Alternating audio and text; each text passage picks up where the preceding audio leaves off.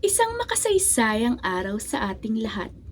Taos-puso ko nga palang ipinapakilala ang aking sarili.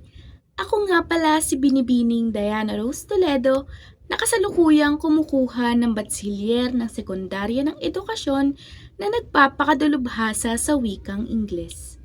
Nais ko lamang ipaabot sa inyo ang aking talumpati. Wika. Ano nga ba ang wika? Ang wika ay nagmula sa salitang Latin na lengua na ang ibig sabihin ay dila. Ito ay simbolong salita ng mga kaisipan o saloobin ng bawat tao. Nagpapahatid din ito ng ideya, opinyon o pananaw. Maaari itong gamitin bilang pasulat o pasalita man. Ang wika ay ginagamit natin sa pang-araw-araw na pakikipagtalastasan o pakikipagkomunikasyon sa ibang tao. Ang wika din ay nagsisilbing presenta sa kultura ng ating kinabibilangan. Maraming wika ang ating ginagamit kahit iisa lang ang ating bansa. Ang dami na din nating karanasan. Madaming bansa ang sumakop sa atin. Nakapagbigay ng impluensya at mas napadali ang pagtuturo sa atin ng iba't ibang wika o iba't ibang klase ng wika. Ang wika ay isang mahalagang aspeto ng ating pagkatao at ng ating kultura. Sa pamamagitan nito, nagkakaroon tayo ng koneksyon sa ibang tao, sa ating sarili at sa ibang bansa. Ipapabatid ko naman sa inyo ang kahalagahan ng wika. Ang una ay ang komunikasyon. Ang wika ay mahalaga lalo na sa larangan ng pakikipagkomunikasyon. Ito ay nagsisilbing kasangkapan sa pagpapahayag at pag-unawa sa iba't ibang panig. Ito ay nakakapagpalitan ang bawat panig ng ideya, kaalaman, impormasyon o kultura. Pangalawang kahalagahan ng wika ay ang pananatili nito ang kultura ng ating bansa.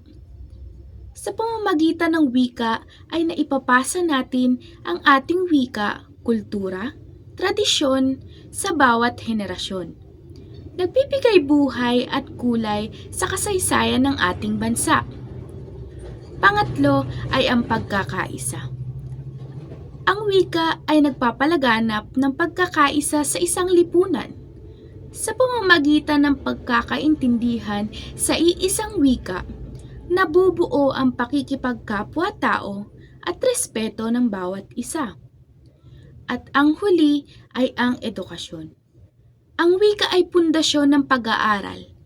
Ito ay ginagamit na medium ng mga guro na nagtuturo sa ating paaralan o universidad na ating pinapasukan.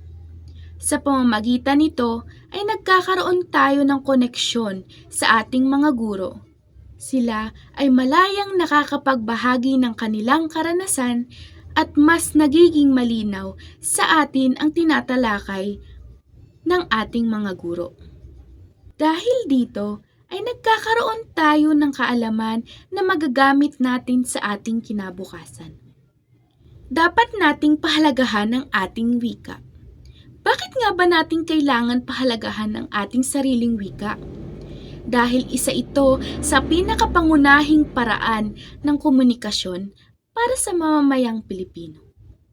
Kung unti-unti itong nawawala, magdudulot ito ng malaking problema sa ating bansa. Maging ang ating pambansang bayani ay nagsabi, ang taong hindi marunong magmahal sa sariling wika ay hindi hihigit sa malansang isda. Ipinakikita natin na mahal natin ang ating bansa sa pamamagitan ng paggamit ng ating sariling wika. Yan ang tinatawag nating nasyonalismo. Ang nasyonalismo ay ang perpektong pagpapakita ng katotohanan na mayroon tayong dugong bughaw na nagbibigay ng mabuting puso sa ating tinubuang bayan. Muli, ako si Binibining Diana Rose Toledo na nagpapaalala na ang wikang Pilipino ay napakahalaga sa ating mga Pilipino dahil dito ay nagbubukas nagbubuklod-buklod tayo, nagbibigay ng liwanag sa ating bansa upang lubos nating maunawaan ang wikang ating pinayaman. Kaya marapat lamang na linangin pa ito at mahalin ang sarili nating wika at bansa.